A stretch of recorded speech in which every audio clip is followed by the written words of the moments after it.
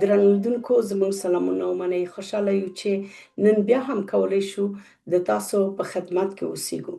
هیله لرو چې تاسو او د تاسو کورنۍ د خدای په فضل کې، د خدای په خوشحالۍ کې، د خدای په نعمتو کې ژوند وکړئ.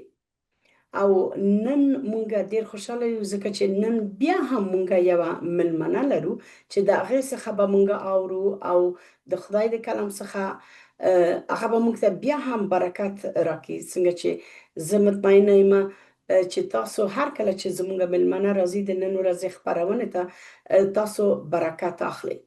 او د نن ورځ خپرونه چې همدا موضوع ډیره مهمه ده د مونږه په ژوند کې، د مونږه نه یوازې په روحاني ژوند کې مګر د مونږه په اړیکو کې، د مونږ په کورنۍ کې، د مونږ په کار کې، او زمونږه د اړیکو نه یوازې انسانانو سره بلکې د خدای سره ډیره مهمه موضوع ده چې مونږه د دې په هکله غږیږو چې هغه چلند چې خدای زمونږ نه غواړي یا هغه چلند چې خدای راضي کوي او خدای په هغه خوشحالیږي. مخکې دې نه چې زموږ مېلمنه راشي او د دې په اړه خبرې وکړي، زه غواړم چې تاسو وهڅوم چې لاړ شئ خپله سپېڅلی کلام ولولئ. د خدای کلام تاسو کولی شئ د خپل په مورنۍ ژبه ولولئ. نن ګورئ هېڅوک نشي ویلی چې مونږه سپېڅلی کلام نه لرو. مونږ ته سخت دی چې سپېڅلی کلام پیدا کړو. ولې؟ ځکه چې تاسو کولی شئ لاړ شئ د انټرنټ له لارې څخه مختلفو لارو څخه څه د کولی شئ خپل تلیفونو کې وصل کړئ، نصب کړئ، څه کولی شئ چې لاړ شئ آنلاین ولولئ. او د دې لپاره تاسو کولی شئ لاړ شئ په پښتو بایبل ډاټ کام ته یا ډاټ آرګ ته او سپېڅلی کلام ولولئ. څه په پښتو ژبه وي، که چیرې تاسو مورنۍ ژبه پښتو ده، که چیرې نورې ژبې دي، د هغه دپاره تاسو کولی شئ لاړ شئ د افغان بایبل ډاټ کام ته یا ډاټ اورګ ته او سپېڅلی کلام ولولئ. وګورئ په کومه ژبه دا سپېڅلی کلام شته دي او په هماغه ژبه تاسو ولولئ. ډېر ښه ده چې خپله ولولئ. ولې ولولئ؟ ځکه چې تاسو خپله څېړنه کوئ، لولئ، لټون کوئ او ګورئ هغه خبرې چې تاسو اورئ د مختلفو لارو څخه، خصوصا د مونږه د خپرونو څخه، چې هغه رښتیا دي که نه. زه کولی شم تاسو ته هر څه ووایم چې دا د خدای کلام دی. که چیرې زما په ژوند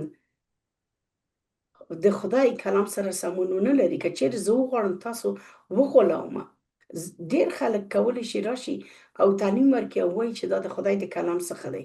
هغه د تاسو مسؤلیت دی چې لاړ شئ وګورئ څه چې اورئ، څه د ما د لارې څخه اوسیږي، څه د بلې خپرونې د لارې څخه اوسیږي او څه هم د مونږه د مذهبي مشرانو څخه اوسیږي.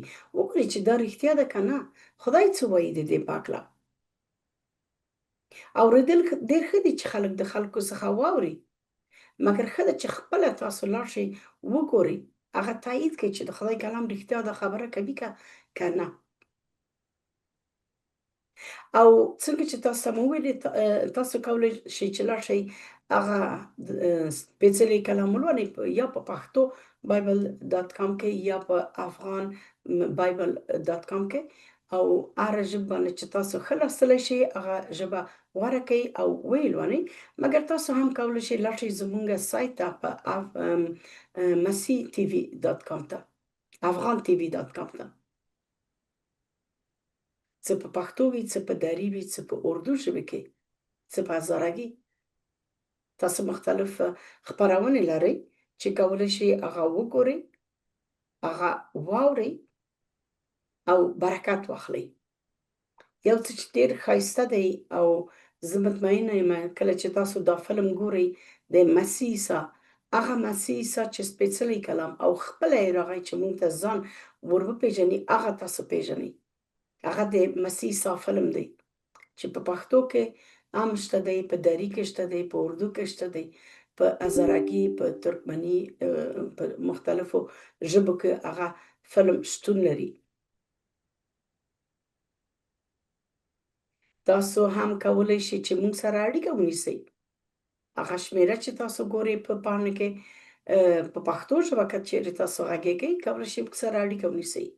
مګر په دري ژبه یا په اردو ژبه کولی شي یا د لطیف ورور د دري ژبې خپرونې چې ګورئ هغه ته سره اړیکه ونیسئ یا اندریاس ورور دري او اردو خپرونې کله چې تاسو ګورئ.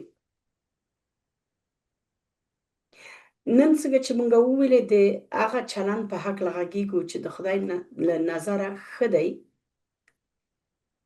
او زموږ خور ادیبه جانه به راشي د هغې په هکله به خبرې وکړي. مګر مخکې د هغې نه زه غواړم تاسو نه پوښتنه وکړم چې تاسو څه فکر کوئ چې ښه چلند د خدای له نظره څه دی؟ د تاسو د نظره څه دی؟ ډېر وخت مونږ فکر کوو چې زه فکر کوم هغه ډېر ښه نظر دی او زه چې څه فکر کوم هغه د خدای نظر هم دی. ډېر وخت مونږ خپله د خپل په نظر ډېر ښه انسانان یو، ډېر ښه چلند لرو، ډېر ښه ویناوې لرو، ډېر ښه فکرونه لرو. مګر آیا په دې باندې مونږ فکر کړی دی چې څه چې زه فکر کوم یا د ما چلند چې زه فکر کوم چې ډېر ښه چلند دی هغه د خدای د نظره څنګه دی؟ د ما ویناوې زه فکر کوم چې زه ډېر ښه ویناوې لرم مګر د خدای د نظره څه دی؟ زما فکر یا فکرونه سوچونه د هغې په هکله خدای څه فکر کوي؟ خدای څه وایي؟ د خدای اراده څه ده؟ کله چې مونږ وایو چې مونږ مسیحي یو یا ایمانداره یو یا مؤمنان یو دا په څه شي کې لیدل کیږي؟ آیا یوازې په دې کې لیدل کیږي چې زه راځم او تاسو ته وایم چې زه یو ایمانداره ښځه یم یا په خدای باور لرم یا دا چې تاسو ماته راځئ وایئ چې ته ایمان نه لرې ځکه چې ته په هغه عقیده چې زه باور لرم باور نه لرې. دا په دې معنی چې دا څه چې تاسو وایئ د تاسو نه یو ډېر ښه مؤمن یا زه چې وایم هغه د خدای له نظره ډېر ښه مؤمن ښکاره کوي؟ نه. زه کولی شم وایم چې زه مسیحي یم. زه کولی شم چې ټول سپېڅلی کلام د یاده زده کړم. زه کولی شم هر ځل چې یو چا سره خبرې وکړم هغې کې یو سپېڅلی کلام آیت راوړم یا تاسو ته ووایم چې خدای دا غواړي خدای دا وایي سپېڅلی کلام داسې وایي. مګر باور وکړئ څومره چې انسانان د مونږ چلند ته ګوري د مونږ خبرې نه اوري. زه کولی شم چې ډېرې ښایسته او ډېرې ښکلې خبرې وکړم مګر که چیرې زما چلند د ما خبرو سره سمون ونه لري هغه د خدای په نظر کې هیڅ دی. نه یوازې د خدای په نظر کې هیڅ دی مګر خدای د هغه نه کرکه لري. په دې معنا نه چې مونږ هیڅکله به تېروتنې ونه کړو هیڅکله به ګناه ونه کړو مګر که چیرې زما خوله به یو څه وایي د ما ژبه نه به یو خبرې وځي او د ما په چلند کې هغه څه لیدل کیږي نه نو دلته باید موږ خپل ځان نه پوښتنه وکړو چې یو چیرې ستونزه شتون لري. شاید چې ډېر وخت زه په خپل خوله خلکو ته برکت ورکړم مګر د ما په چلند کې برکت نه لیدل کیږي او زه به هڅه کوم چې خلکو ته زیان ورسوم. همدغه دپاره مسیح عیسی وایي چې هغوی د هغه د میوې څخه پیژندل کیږي. وایي چې یوه ونه که ښه اوسیږي هغه ښه میوه ورکوي او که چیرې ونه خرابه اوسیږي د هغې میوه به هم خرابه وي. تاسو نشئ کولی چې د هغه ونې نه چې خرابه ده دا انتظار ولرئ چې هغه ښه میوه ولري.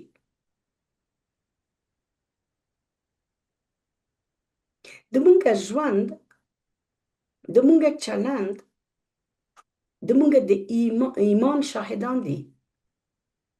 د مونږ ژوند دی د مونږ چلند دی چې شاهدي ورکوي چې د مونږ ایمان سم دی که نه مونږ ایمان لرو که نه. یوازې ویل چې زه خدای پیژنم چې زه ایمان لرم په خدای دا بس نه دی. خدای د مونږ نه ډېر نور څه غواړي چې دا به مونږ اوس د ادیبې جان نه واورو. ګرانې خورې ښه راغلی. السلام علیکم تاسو ته او ګرانو لیدونکو ته ګرانو خویندو ورونو ته ډېر ډېر ډېر سلام او احترام تقدیموم. ډېره مننه چې بیا هم ما ته دا فرصت راکړو چې تاسو سره یو ځای د خدای سپېڅلی کلام شریک کو. سم است چې تاسو ویل د موږ د خدای له نظره ښه چلند څه دی. که موږ داسې وګوري چې نن په دنیا کې ټول انسانان د ژوند د پرمختګ لپاره یو بل ته اړتیا لري که نه، یو بل باندې تکیه کوي، یو بل ته اړتیا لري. که په کورنۍ کې وي او که په ټولنې کې وي، کورنۍ کې هم بچیان اولادونه مور پلار ته اړتیا لري چې مور پلار ته ډوډۍ او سهولت آماده کړي او نور د ژوند اساسي شیان ورته آماده کړي، یا د درس و تعلیم ته توجه وکړي. او په ټولنه کې هم دا رقم یو بل سره یو ځای باید کار وکړو چې د یو بل هماغه اړتیاوې پوره کړو. او په کلي کې، په ټولنه کې، حتی په هیواد کې، په دولت کې، په رهبري کې که یو پادشاه هم دی، هغه ولس ته ضرورت لري، د هغوی کومک ته ضرورت لري.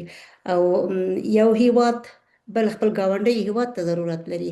د ټولو اړتیاوې لري که نه، که اقتصادي وي، که سیاسي وي، که ټولنیزې اړتیاو ته ضرورت لري. نو دا ټول اړتیاوې فقط کولی شي چې په ښه منښت ولري، د ښه چلند لارې نه، د ښه لارې نه، یو بل ته احترام کول، یو بل ته احترام وکړي، د یو بل حق حقوق مراعات کړو.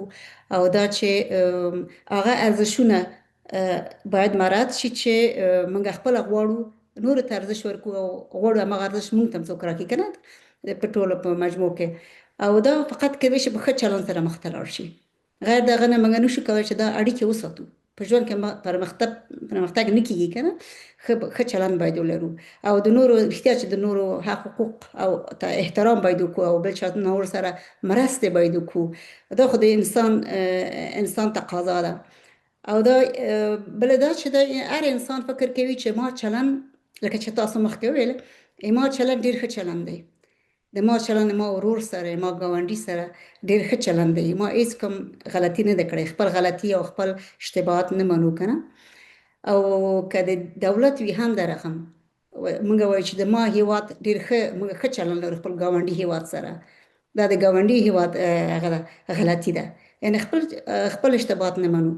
مګر اوس راځئ وګورو چې خدای په نظر دا څه وایي، هغه ښه چلند څه چلند دی، موږ ته څه مشوره راکوي، موږ کومه لاره باید ونیسو، څه رقم مخ ته لاړ شو چې خدای په نظر کې دا د موږ چلند ډېر ښه وي او د خدای خوښه وي. که د سپېڅلي کتاب کې موږ وګورو، وایي چې خدای وایي چې یو بل سره ښه چلند وکړئ که نه. لکه په لوقا 6 باب 11 کې وایي د نور سره داسې چلند وکړئ لکه څنګه چې تاسو د ځان لپاره د هغوی څخه غواړئ. یعنې موږ باید داسې چلند وکړو چې نور نه توقع ولرو. که نور ته احترام وکړو، نور وغواړو چې نور موږ ته احترام وکړي، موږ هغوی ته باید په احترام، په درناوي سره وګورو او د هغوی عزت وکړو. داسې نشو کولی چې وایي ته یې ما نه کشر یې، زه ته ما ته درناوی وکړه، زه تا ته نه کوم. نه، که وغواړو چې کشران موږ ته درناوی وکړي، باید هم موږ مشران ورته په ښه سترګه وګورو، درناوی ورته وکړو. او درناوی ته نه، هغه دپاره نه ده چې شتمن ته درناوی وکړه او بې وسله ته مه کوه، یا بېګانه ته درناوی مه کوه، خپلوان ته درناوی کوي. نه، هر چا ته درناوی کوي، خپل یعنې هر چا ته خپل ورته ارزښونه قایل شو، درناوی ورته وکړو او ښه چلند ورسره ولرو. دې پرته خدای موږ ته حکم کړی، همدا رقم خدای موږ سره ښه چلند کړی. که خدای موږ سره ښه چلند نه کوو، اوس موږ دلته نه وو. خدای کولی شي چې موږ محکمه کړي، خدای کولی شي چې موږ باندې خپل قضاوت وکړي، مګر نه، خدای موږ سره ښه چلند کړی او ښه چلند هم کوي. د دې په اړه وبښئ خورې د تاسو خبره نه قطع کوم. د دې په اړه یو څه مې غوښته ووایم. مخکې تاسو ډېره ښه خبره ته اشاره وکړه چې موږ ډېر وخت د ماشومانو ته احترام نه کوو، یا دا چې هغوی څخه غواړو چې مشرانو ته درناوی وکړي. او دا رښتیا ده، د موږ هیوادو کې موږ دا ګورو چې موږ فکر کوو ځکه چې هغه ماشوم دی، ځکه چې هغه کشر دی، هغه باید موږ ته درناوی وکړي، مګر هغه خپله د درناوی وړتیا نه لري. مګر داسې نه ده. سپېڅلی کلام وایي چې تاسو باید ماشومانو زړونه ونه ځوروئ. دا په سپېڅلي کلام کې لیکل شوي دي، ای پلرونه تاسو د ماشومانو زړونه مه ځوروئ. د هغوی زړونه مه ځوروئ په دې معنا نه چې هر څه چې هغوی وایي تاسو وکئ، په دې معنا چې هغوی ته هم تاسو احترام وکئ. هغوی هم شخصیت لري، هغوی هم احساس لري. مګر مونږ ګورو چې ډیر وخت دا خبره نه کیږي. کله چې کله چې یو مېلمستیا وسیږي د دې په ځای چې لومړی باید ماشومانو ته ډوډۍ ورکول شي، ځکه چې د ماشومانو زغم د مشرانو نه لږ دی. مګر څه وایي ایسته شئ لرې شئ، اول لویانو ته باید ډوډۍ ورکړو. همدغسې کوم ودونو کې ماشومانو تاسو لرې شئ، تاسو مزاحمت کوئ، تاسو لاړ شئ دې ځای نه. دلته نه ګورئ چې مشران ناست دي. یا یو مشر کولی شي هر څه چې وغواړي، هر څه سپکاوی وکړي یو کشر ته، مګر کشر نشي کولی د خپل ځانه دفاع وکړي. ولې؟ وایي چې هغه خو مشر و، هغه خو مشر دی. تاسو ډېر ښه خبره وکړه، وبښئ چې تاسو خبره مې قطع کړه، مګر زه پښتو مې چې یو همدا ووایم چې دا مونږ دا ډېر ښه ده چې مونږ زده کړو چې کشر و مشر یو دی احترام، چې کشران کوي مشرانو ته، مګر مشران هم باید هغوی ته احترام وکړي. وبښئ، خواهش ادامه کوم. ورکړئ. ډېره ډېره ښه خبره مو کړه، رښتیا ده. او دا ټول کېدلی شي چې که موږ یو بل سره مینه وکړو، د مینې سره کېږي. لکه خدای په هغه کې وایي یوحنا 14 د باب 34 کې داسې وایي زه تاسو ته یو نوی حکم درکوم، یو بل سره مینه وکړئ لکه څنګه چې ما تاسو سره مینه کړې. نو باید یو بل سره مینه وکړئ. دا د خدای حکم دی. د خدای حکم دی. که موږ یو بل سره مینه وکړو، د موږ چلن هم بدلیږي، بل چا سره ښه چلن کوو. مینه څه رقم مینه؟ یو پاکه مینه وي، که نه؟ مینه چې په شرط پکې نه وي، په دې شرط تا سره مینه کوم چې ته هم ما سره مینه وکړې. نه، بې غرضه مینه وي او خپل په ګټه نه وي. هغه مینه چې خپل په ګټه نه وي، خپل فایده پکې ونه ګورو چې ما فایده دا ده، د دې سره نن مینه لرم، د مې په ګټه ده، سبا یې ورکوه. او د موږ مینه ثابته او وفاداره اوسي. چا سره چې مینه کوو تر آخر پورې مینه کوو، په هر شرایط کې، په هر حالت کې مینه وکړو. لکه چې عیسی مسیح موږ سره مینه وکړه. عیسی مسیح مینه وه چې هغه د خپل پادشاهي پرېښوه، د خپل ځای پرېښود، د خپل هغه چې سپېڅلی دی، پاک دی، راغی موږ ته انسان په صفت راغی، کته شو، ځمکې ته کته شو، د موږ ګناهانه په خپل په غاړه واخیستل او موږ ته یې د موږ د ګناه نه موږ ته نجات راکړو. دا ټول د مینه وه. که مینه نه وای دا کار نه کوو. او موږ ته هم دا لازمه ده چې یو بل سره مینه وکړو. دا خدای وایي چې دا تاسو ښه چلند دا دی چې یو بل سره مینه وکړئ، یو بل مه ځوروئ، یو بل سره خپل مینه کې وفادار اوسئ او مینه پاکه اوسیږي. او مسیح د همدغه آیت چې تاسو ولوستو بله برخه کې وایي که تاسو یو بل سره مینه وکړئ، د دې نه به معلوم شي چې تاسو زما شاګردان یاستئ. که چیرې موږ غواړو چې هغه چلند ولرو چې خدای درلودو، مسیح عیسی درلودو، نو موږ باید یو بل سره مینه وکړو. او خلک کله چې دغه مینې ته ګوري چې د موږ په منځ کې ده، یو بل سره ده، خلکو سره ده، پردیو سره ده، مخکې څنګه چې تاسو وویلې حتی دښمنانو سره ده، نو هغوی څه کېږي، څه کوي؟ یا ځانو ته څه وایي؟ زه هم غواړم همدغه ولرم.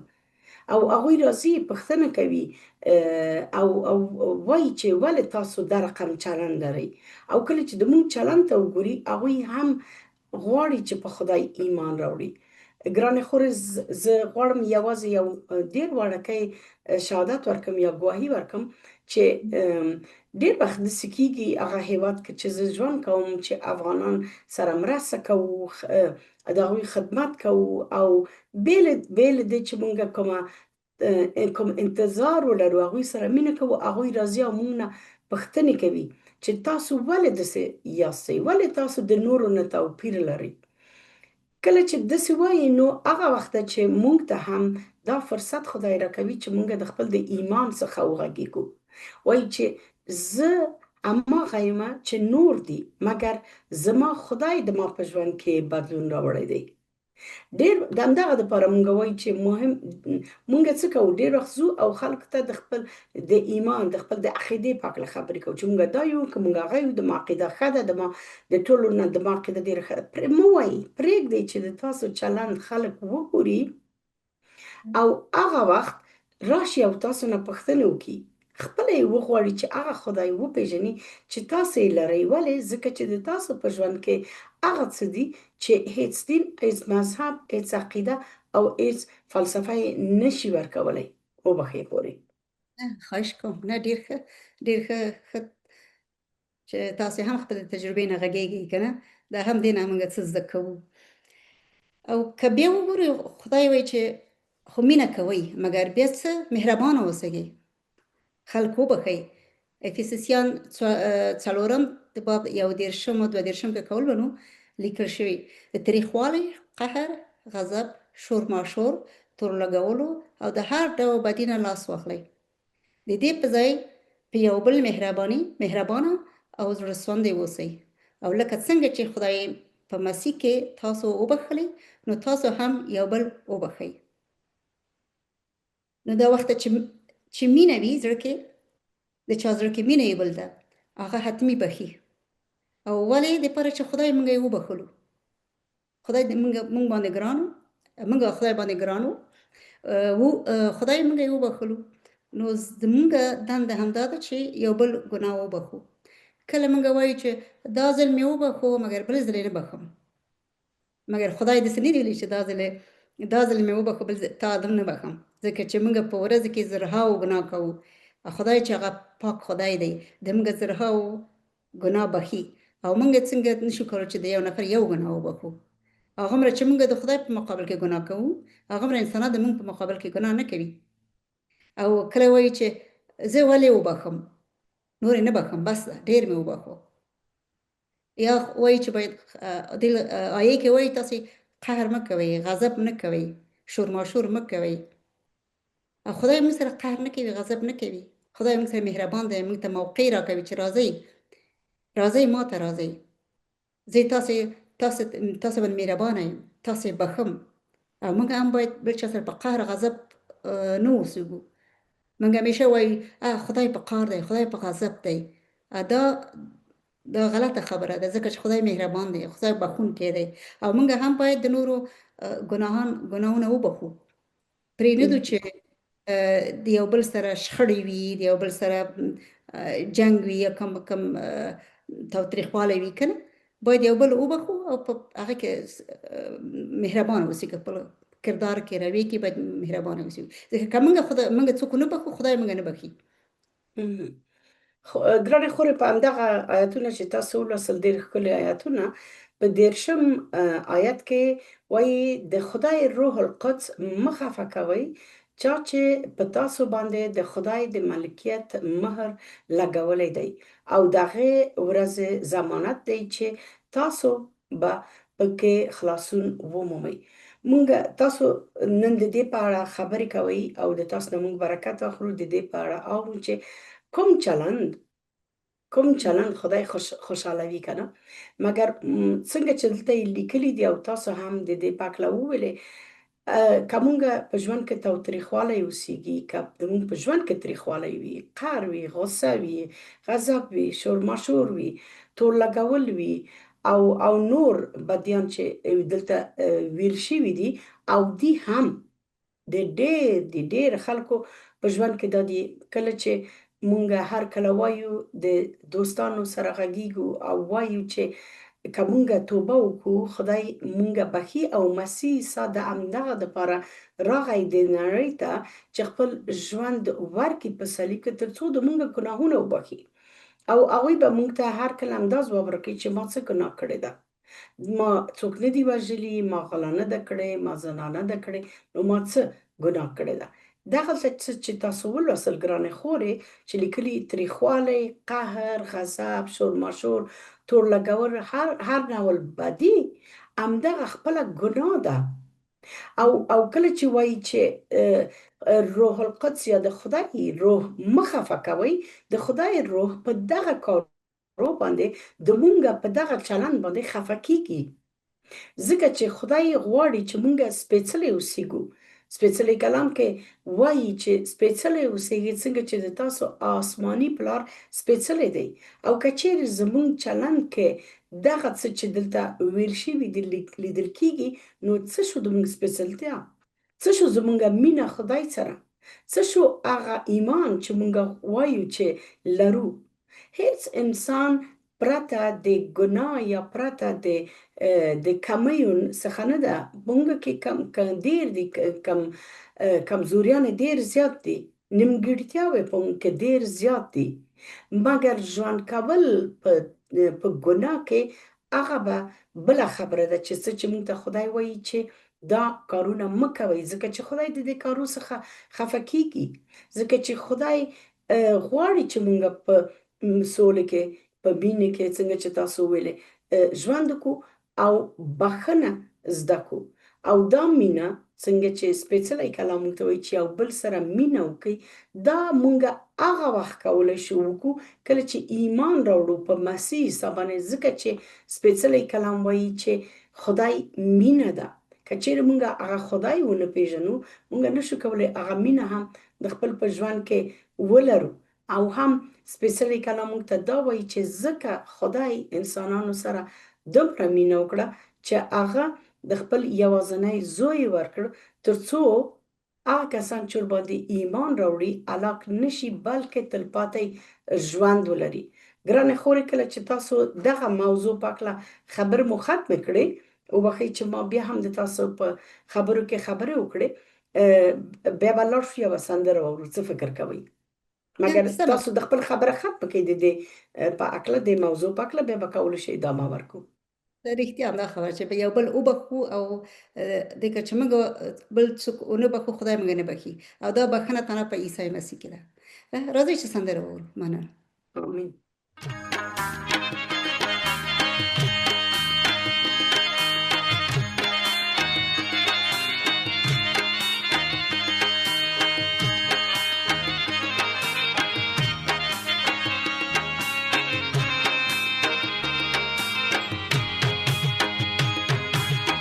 قدوس قدوس دے رب الافواج، قدوس دے رب الافواج، قدوس دے قدوس قدوس قدوس دے رب الافواج، قدوس دے رب الافواج، قدوس دے قدوس قدوس قدوس دے رب الافواج، قدوس دے رب الافواج، قدوس دے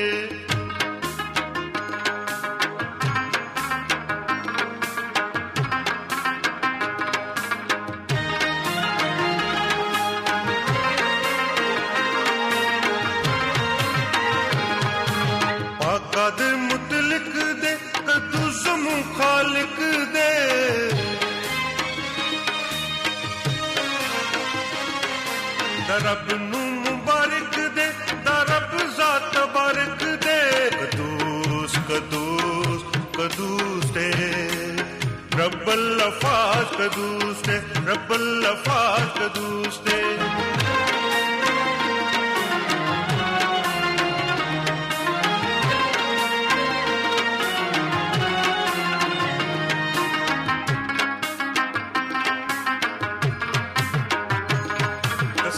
के रब अयान दे, वो चतलहर बयान दे,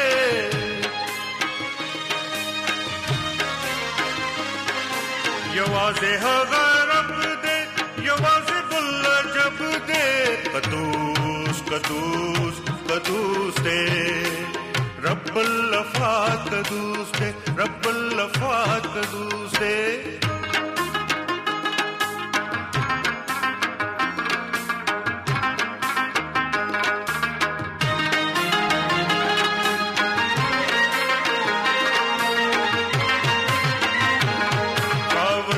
क़यामत दे, मालिक दा आखिरत दे,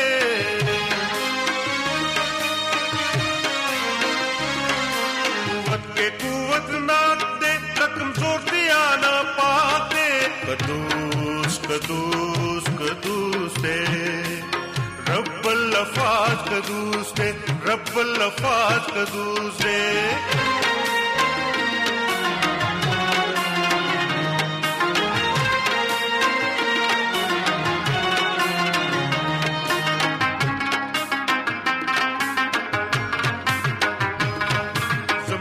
नजर गैर दे, गुनाह ज़मुंगा ऐ दे,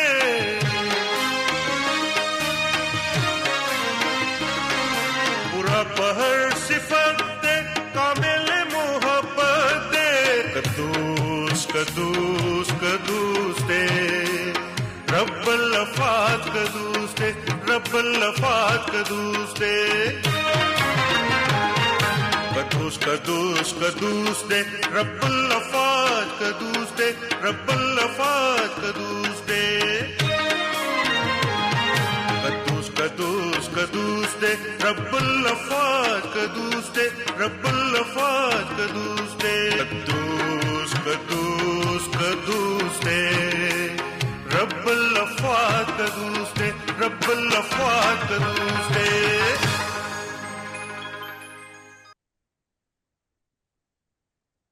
امین امین ډیره ښایسته سندره وه چې مونږ واورېدله او مطمئنه یم چې تاسو هم برکت واخیسته. څنګه چې تاسو ګورئ نن مونږ ادیبه خور بیا ځان سره لرو چې د خدای د کلام څخه مونږ ته برکت راکوي او ګرانه خور تاسو کولی شئ چې ادامه ورکړئ. مهرباني ډیره مننه. او بیا هم د خدای په سپیشلی کلام کې چې وګورو پر فلیپیان دویم باب او دریم پنځم آیه کې څه لیکل شوي دي. د ځان خوښونې او د غرور له مخه هیڅ کار مه کوئ بلکې په عاجزۍ سره نور خلک د ځان نه لوړ ګڼئ. یوازې د خپل ځان په فکر کې مه اوسئ بلکې د نورو ګټې هم په پام کې ونیسئ. هماغه ډول فکر وکړئ لکه څنګه چې عیسی مسیح درلود. دا هم یو ښه چلند دی که نه چې موږ باید عاجز اوسو او دا موږ د چا نه زده کړی؟ د عیسی مسیح نه زده کړی چې عیسی مسیح خدای و، د خدای زوی و، پاک و، مقدس و او راغی موږ ته کته شو انسان په صفت او ځان یې عاجز کړ. موږ ته عاجزي زده کړه، بل چا نه باید ځان موږ نه لوړ ونه نیسو او دا موږ ته زده کوي چې باید هم موږ بل چا نه ځان لوړ ونه نیسو، ونه وایو چې ما سبق ویلی زه تا نه لوړ یم یا زه شتمن یم تا نه لوړ یم یا د ما کورنۍ د ستا کورنۍ نه لوړه ده. نه، ټول انسانان خدای ته یو شی دي او خدای فرق نه کوي د انسانانو په منځ کې.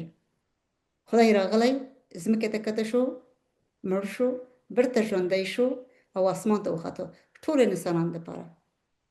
همدې له کبله وایي چې باید عاجزي زده کوي، باید د بل د خپل خوښې دپاره کار ونه کوي. فکر مه کوي چې زه دا کار کوم ما په خوښه ده او دا د خپل فایده او مفاد فکر ونه کوي که نه. باید عاجز اوسئ، باید تواضع ولرئ. دا چلند دی چې خدای د موږ نه غواړي او دا یو ښه چلند دی او دا فقط کولی شو چې د عیسی مسیح نه زده کړو.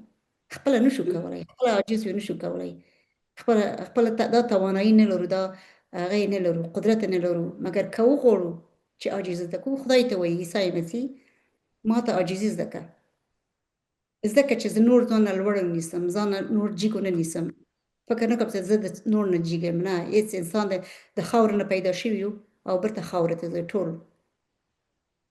دا هغه دی چې باید موږ دې ته پاملرنه وکړو او عاجزي زده کړو. دا د خدای خوښه ده. څنګه چې تاسو وویلې ګرانه خورې رښتیا هم چې مونږ ډېره ښکلې بېلګه لرو. مسیح عیسی زموږ بېلګه ده د ژوند. هغه مونږ ته نه یوازې مینه کول زده کوي، بښنه زده کوي، مګر عاجزي هم څنګه چې تاسو وویلې هغه مونږ ته زده کوي. هغې مونږ ته مینه کول زده کړه. ډېر وخت شاید چې مونږ فکر وکړو چې زه کولی شم د خپل کورنۍ غړي سره مینه وکړم، ملګرو سره، خپل ماشومانو سره مینه وکړم، مګر د خپل دښمنانو سره نشم کولی مینه وکړم. ولې؟ ځکه چې هغه د ما دښمن دی. دښمن سره څوک مینه کولی شي؟ مګر هېر نه کړو چې مسیح عیسی په صلیب کې کله چې هغه ځورول کېدو، کله چې هغه یې ووهو، هغې ته یې سپکاوی وشو، هغې ته ښکنځلې وشوې، هغه خپل دښمنانو سره، هماغه کسانو سره چې هغه یې اعدام کوو په صلیب کې، هغوی سره یې مینه وکړه. او تاسو د بښنې په هکله مخکې خبره وکړه که نه؟ او ډېر وخت هم زما په یاد دی یو ځل یو د بښنې په هکله یو خپرونه مې درلودله. بیا یو ملګري زنګ وهه، وایي موږ بښنه نشي کولی، هر ګناه وایي نه بښل کېږي او نشو کولی هر څوک هم وبښو.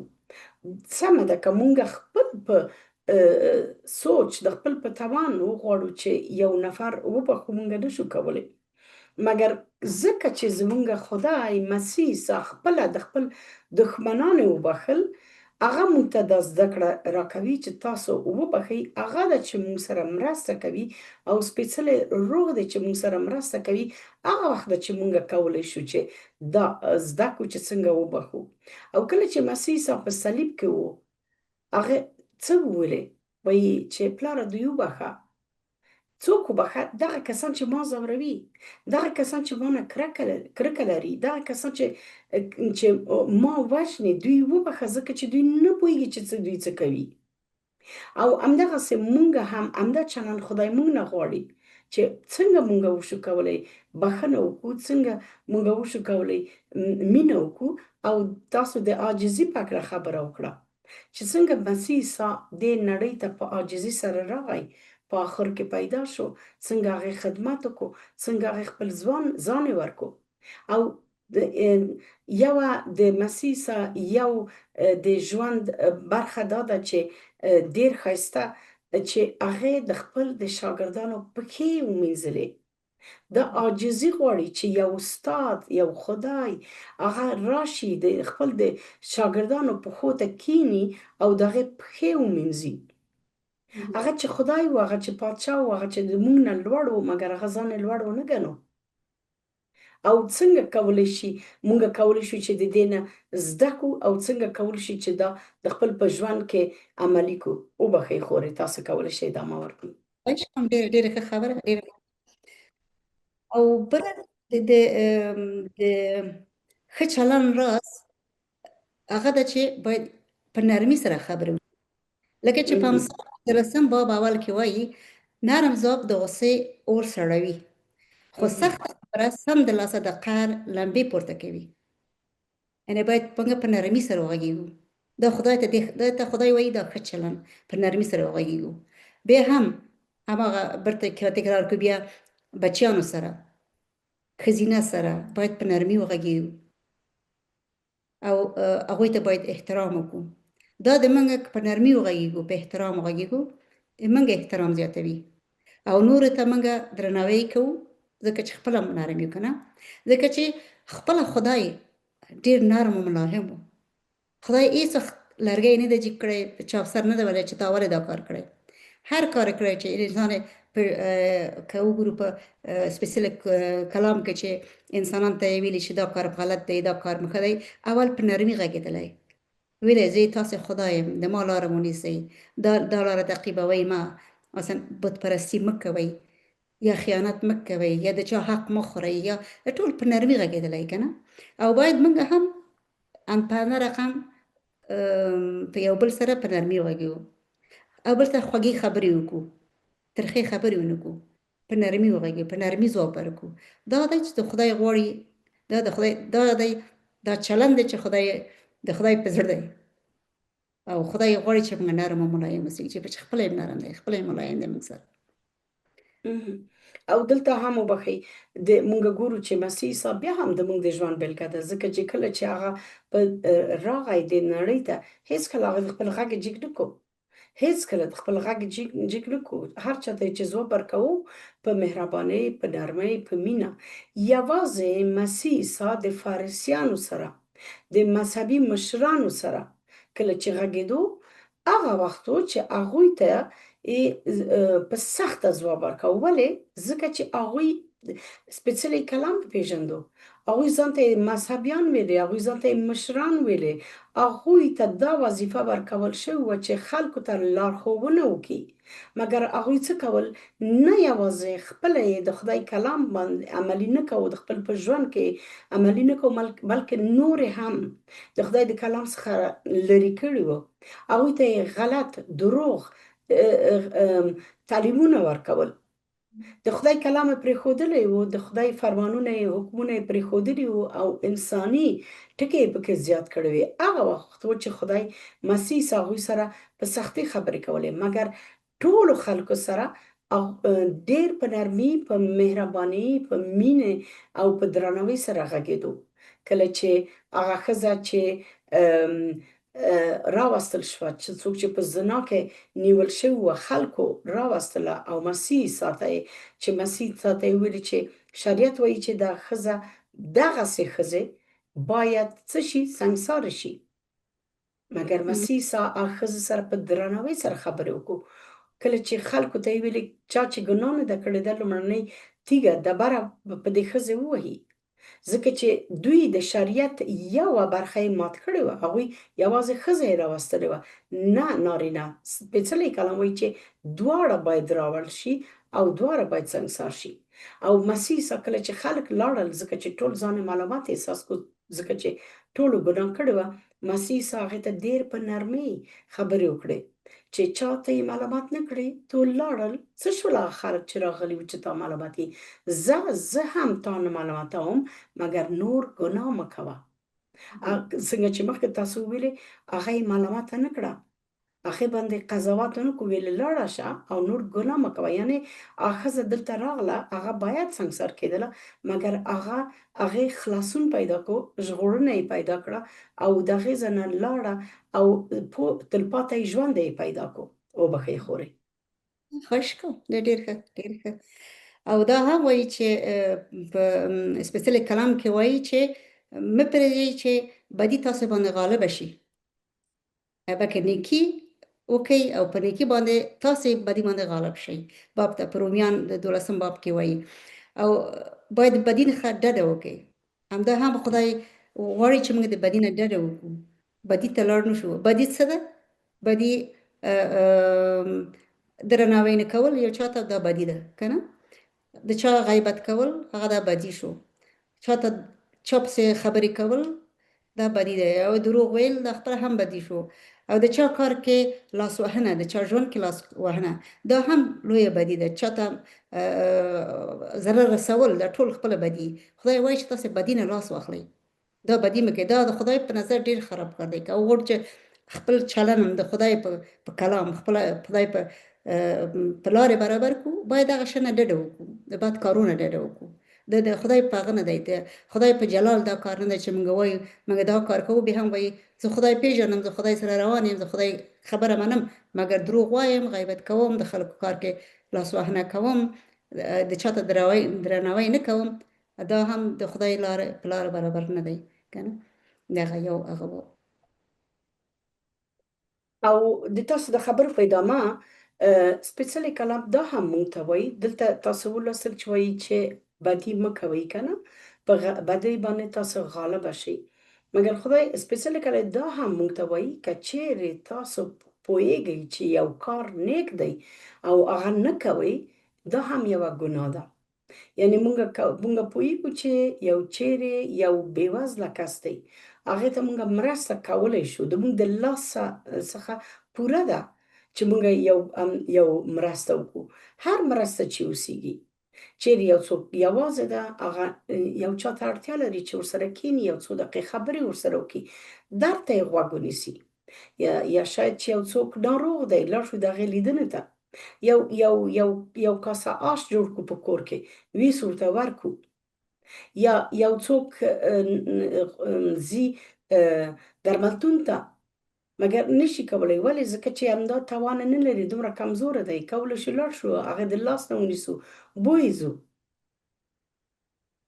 ډاکټر ته یې بوځو یو څوک کور کې هیڅ نه لري منتظر نشو چې یوازې یو ځانګړې ورځ شي یو ځانګړې میاشته شي چې هغوی ته خوراک ورکړو د خپل ډوډۍ هغې سره نیمه کړو لاړ شو بازار ته لږ ذره سودا واخلو هغې کور ته ویسو هغې ته ورکړو او که چیرې دا زموږ د لاسه پوره ده او دا نه کوو همدا هم هغه چلند دی چې خدای دا نه خوښوي دا هم ګناه ده بدي یوازې دا نه ده چې بل چاته مونږ زیان ورسوو که چیرې د مونږ د لاسه پوره دي چې مونږ یو ښه نیک کار وکړو او هغه نه کوو دا هم د خدای په نظره بدي ده وبښئ خورې خواهش کوم سمه ده سمه ده خو دا ټول چې موږ ویلي که څه ښه چلند دی که نه د تنها موږ یوازې نشو کولی چې خپله وکړو که وغواړو چې په سوله کې ژوند وکړو انسانانو سره، که وغواړو چې غصه ونه کړو، که وغواړو چې دروغ ونه وایو، که وغواړو چې په نرمي خلک سره وغږېږو،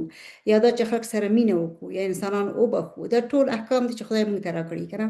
او دا موږ په یوازې نشو کولی، د فقط یوازې د عیسی په نامه کولی شو. ووایو چې عاجز شو، ووایو چې خدایه موږ نشو کولی، تا ته سجده کوو، تا ته کته کیږو، تا نه مرسته غواړو، راځه موږ سره مرسته وکړه. مرسته وکړه چې د ما نور سره مینه وکړم، تا سره مینه وکړم، نور سره مینه وکړم. مرسته وکړه چې نور وبخښم ځکه چې ته ما بخښې. مرسته را سره وکړئ ځکه چې زه غواړم چې ښه چلند ولرم، خپل ښځې سره، خپل میړه سره، خپل اولاد سره، خپل خویندې ورونو سره که نه، یا خپل ګاونډي سره ښه چلند ولرم، یا غصه ونه کړم، یا چا سره بدي ونه کړم. نو د هر کار دپاره موږ عیسی مسیح ته ضرورت لرو. نو د عیسی مسیح نه وغواړئ. نن تاسو ته دا بلنه درکوم ګران اوریدونکو چې راشئ عیسی مسیح ته راشئ، خپل اعتراف وکړئ چې تاسې ګناهکار یئ، قبول کړئ چې تاسې ګناهکار یئ، خپل د عیسی مسیح نه معذرت وغواړئ، بخښنه وغواړئ چې تر څو هغه تاسو خپل په وینې باندې وبخښي، پاک کړي او تاسو نه یو نوی انسان جوړ کړي. تاسو اوسې کولی هغه چلند په ژوند کې مخ ته یوسئ چې د خدای رضا ده، چې خدای یې غواړي. نو دغه د ما نن تاسو سره مې دا شریک کو. هیله لرم چې دې نه یو بله څه برکت مو واخیستو، حتما برکت مو واخیستو ګرانه خورې. څه مو غوښتو وبخښئ، څه مو غوښتو چې تاسو ووایئ؟ نه همدغه وکړم لکه چې تاسې وغواړئ چې دعا وکړئ دې ته، یا زه غواړم چې یو بل څه وایم. تاسو ډېر ښه خبرې دلته وکړې چې رښتیا ډېر زیات مونږ هر یو برکت واخیستو چې کوم چلند خدای خوښوي او کوم چلند خدای نه خوښوي. او د دې په اړه مونږ پوهېږو ډېر وخت ګرانې خورې تاسو هم حتما دا تجربه کړې ده چې خلک وایي چې زه ډېر ښه انسان یم، ما ته نه خدای مهم دی، نه عقیده مهمه ده، نه هیڅ. زه ښه انسان یم، ما ته څه چې مهم دی هغه انسانیت مهم دی او همدا ما ته کافي ده. مګر مونږ نشو کولی چې خپله د ښه انسانان اوسېږو. شاید چې مونږ په ژوند کې شاید چې بدې خبرې د مونږ د خولې څخه ونه وځي، مګر حسادت ولرو، حسد ولرو په ژوند کې، بخیلي ولرو، یا ژوند کې کرکه ولرو، بخښنه ونشو کولی، مینه ونه لرو. څنګه چې تاسو دا ټول ټکي دلته وویلې او د مونږ په یاد هم کړئ. او هیڅ انسان څنګه چې پوهېږو کامل نه دی، ځکه چې انسانان اول دا چې مونږ انسان یو او د دې دپاره چې مونږ په ګناه کې غورځېدلي یو. آدم په ګناه کې وغورځېدو او د آدم نه وروسته ټول انسانان، ټول چې پیدا شول پرته د مسیح عیسی نه، ځکه چې هغه خدای دی، ټول ګناهکاره دي او مونږ ټول اړتیا لرو چاته؟ ژغورونکي ته، خلاصونکي ته، او دا مسیح عیسی دی. مونږ هغه وخت کولی شو چې د مونږ په ژوند کې هغه چلند وي چې خدای خوشحالوي کله چې مونږ ایمان راوړو مسیح عیسی باندې. پرته د مسیح عیسی نه هیڅ امکان نه لري چې د مونږ چلند ښه وي. یا به د مونږ په فکر کې به کومه ستونزه وي، یا د مونږ په خبرو کولو کې به کومه ستونزه وي، یا دا چې د مونږ په ورځنۍ کړنو کې به کومه مشکل اوسېږي. مونږ نشو کولی ټولو خلکو سره په سولو کې ژوند وکړو، مګر سپېڅلی کلام مونږ ته وایي تر څو چې تاسو په امکان کې دی تاسو ټولو سره په سولو کې ژوند وکړئ. او دا یوازې هغه وخت امکان لري کله چې مونږ د سولې شهزاده چې مسیح عیسی ده هغه وپېژنو او په هغه باندې باور ولرو. او کله چې مونږ ایمان راوړو په مسیح باندې، هغه وخت دی څنګه چې په دویم د قرنتیانو کې په 5 څپرکي په 18 آیت کې وایي چې څوک چې مسیح سره یو ځای کېږي څه کېږي؟ هغه نوی خلقت کېږي. په دې معنی چې کله مونږ ایمان راوړو په مسیح عیسی باندې، هغه وخت دی چې د مونږ چلند کې بدلون راځي، ځکه چې خدای د مونږ زړه سره کار لري. خدای د مونږ زړه کې بدلون راوړي. تر څو چې خدای د مونږ په زړه کې بدلون نه ده راوړی او کار کولای شروع کړی نه دی د مونږ په زړه کې، د مونږ چلند به هیڅکله بدل نه شي. د مونږ په چلند کې به هماغه ګناهونه وي، هماغه بدیان وي چې مخکې د دې نه چې مونږه مسیح عیسی وپېژنو هماغه کارونه به وي. مګر هغه مسیح عیسی دی چې دا بدلون راوړی شي د مونږ په ژوند کې. څنګه چې د مونږ خور نن وویلې، ادیبه جانې تاسو نه مننه کوم چې تاسو ویلې زه تاسو ته بلنه درکوم چې تاسو توبه وکړئ د خپل د ګناهو څخه، ایمان راوړئ په مسیح عیسی باندې، اعتماد وکړئ په مسیح عیسی باندې. هغه وخت دی چې بدلون تاسو به د خپل په چلند کې ګورئ.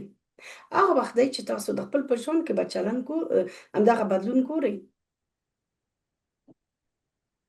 که مونږ خپل ځانو سره صادق اوسېږو او خدای سره صادق اوسېږو، مونږ ګورو چې د مونږ په ژوند کې ډېر ټکي دي چې باید هغه لرې شي، ډېر بدیان دي، ډېر نیمګړتیاوې دي چې هغه باید لرې شي. مونږ خپله نشو کولی، خدای دی چې کولی شي دا بدلون راوړي. مګر خدای د دې دپاره چې د مونږ په ژوند کې، د مونږ په زړه کې، د مونږ په ذهن کې، په چلند کې دا بدلون راوړي، مونږ باید هغې ته اجازه ورکړو چې د مونږ په زړه کې راشي، د مونږ په دننه کې راشي. تر څو چې د مونږ په دننه کې تریخوالی نه اوسېږي، کرکه نه اوسېږي، بدې خبرې نه اوسېږي، بد نیت نه اوسېږي، د مونږ په چلند کې به دا نه ښکارېږي. د مونږ په چلند کې، د مونږ په ژوند کې هغه څه ښکاري چې د مونږ په زړه کې دی. نو راځئ چې اجازه ورکړو مسیح عیسی ته چې هغه د مونږ په زړه کې بدلون راوړي. زه فکر کوم چې څو دقیقې نور واخلم. زه به یو څو نور آیتونه تاسو ته به لولم. په غلطیانو کې په 5 څپرکي د 22 نه که زه ولولم داسې ویل کېږي. راځئ چې مخکې د هغې نه ولولو. د 19 به درنه تاسو ته ولولم. وایي د نفساني غوښتنو کارونه ښکاره دي: جنسي بد اخلاقي، ناپاکي، عیاشي، بتپرستي، جادوګري، دښمني، جګړې، کینه، قهر او غضب، ځان خوښوونکي، بې اتفاقي، ډله بازي. که تاسو فکر کوئ چې تاسو یو هم نه لرئ، که زه فکر کوم چې مخکې د دې نه چې په مسیح عیسی باور ولرم د دې نه یو هم نه درلود، زه دروغګویه یم او خدای ته مونږ دروغ وایو. بخیلي، نشه، مستي او داسې نور. زه تاسو ته بیا خبرداری درکوم لکه څنګه چې مخکې مې هم درکړي وو، څوک چې داسې کارونه کوي د خدای د پادشاهي په میراث کې به برخه ونه لري. که د همدغه ټکو نه مونږ یوې هم ولرو، چا سره دښمني وکړو، جګړې وکړو، کینه ولرو، قهر ولرو، غضب ولرو، غصه ولرو، یوازې د خپل په هکله فکر وکړو، یعنې ځانونه خوښوو مګر نور نه، بې اتفاقي ولرو، ډله بازي وکړو، همدا چې مونږ وایو چې زه پښتون یم، زه تاجک یم، زه هزاره یم، زه افغان یم، زه پاکستاني یم، همدا ډله بازي شوه. او بخیلي، څومره مونږ نورو سره بخیلیانې لرو. نشه یوازې دا نه ده چې مونږ په شراب باندې ځان مست کړو، چرس، تریاک چې څومره زیات دي د مونږ په هیوادو کې.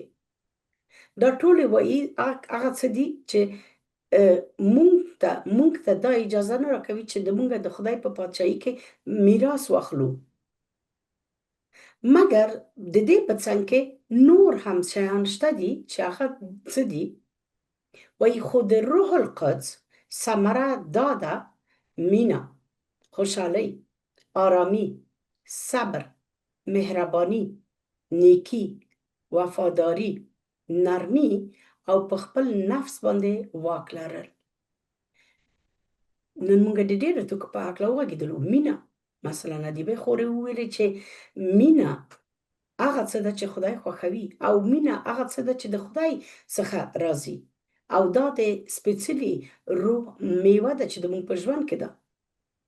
میوه هغه دا میوې د مونږ شخصیت ښیي، د مونږ اخلاق ښیي، د مونږ ژوند ښیي، د مونږ ایمان ښیي. او دا مونږ خپله د خپل په زړه د خپل په لاس مونږ نشو کولی ترلاسه کړو. دا هغه وخت مونږ په ژوند کې راځي کله چې مونږ ایمان راوړو په مسیح عیسی، او په مسیح عیسی کې مونږ نوی خلقت شو. هغه وخت چې سپېڅلی روح راځي او د مونږ په ژوند کې د مونږ په دننه کې ژوند کوي او د مونږ په دننه کې بدلون راوړي. هغه څیزونه چې مخکې مونږ وویلې هغه د مونږ د ژوند نه لرې کوي او په ځای یې دغه میوې راوړي چې مینه ده، خوشحالي ده، آرامي ده، صبر ده، زغم ده، مهرباني ده، نیکي ده، وفاداري ده، نرمي ده او په خپل نفس باندې واک لرل چې ډیر سخت کار دی چې انسانان د خپل په نفس باندې واک ولري. وایي هیڅ شریعت د دې کارونو په خلاف نه دی.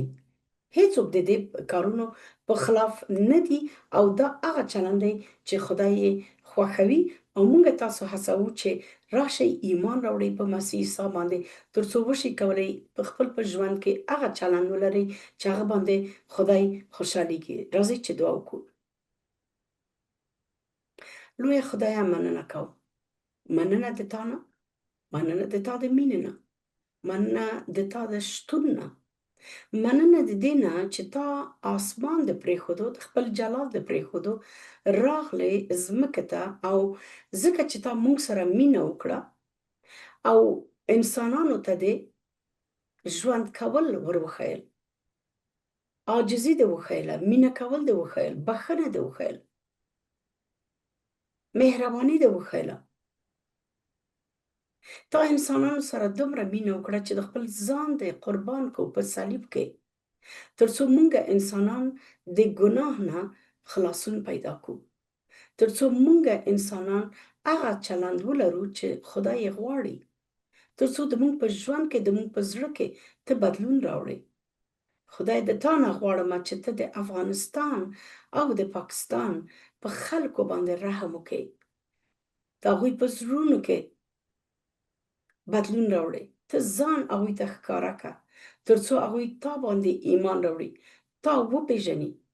د افغانستان او د پاکستان دولتو ته هم دعا کوم تر څو هغوی دا چلند ولري چې ته یې غواړې د مسیح عیسی په نامه، آمین. درنو لیدونکو تر بله خپرونه پورې زه تاسو د خدای په لاس سپارم، مګر هېر نه کړئ چې لاړ شئ زموږ ویب سایټ وګورئ afghantv.com ته سپېڅلی کلام ولولئ، خپرونې وګورئ او د روحاني سندرو څخه هم برکت واخلئ. تر بلې خپرونې پورې خدای پامان. دوستم مسیح، یارم مسیح، در هزاران عزیزم مسیح، تنها هادیم تویی ای مسیح، تنها هادیم